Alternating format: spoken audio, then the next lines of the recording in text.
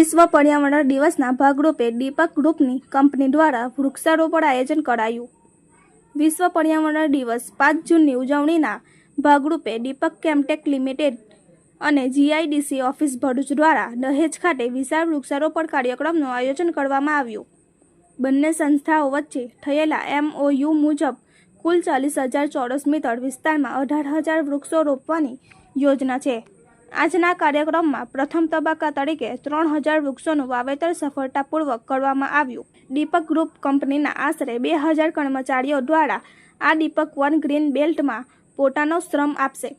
આ કાર્યક્રમમાં દીપક ગ્રુપની કંપનીઓ જેવી કે દીપક નાઇટ્રાઇટ લિમિટેડ, દીપક ફિનોલેક્સ લિમિટેડ અને દીપક કેમટેક લિમિટેડના કર્મચારીઓ તેમજ જીઆઈડીસી જીપીસીબી દહેજ ઇન્ડસ્ટ્રીયલ એસોસિએશનના સભ્યો તથા આસપાસની કંપનીઓ જેવી કે GACL, નોસિલ અને GAFLના અધિકારીઓ અને કર્મચારીઓએ ઉત્સાહભેર ભાગ લીધો હતો।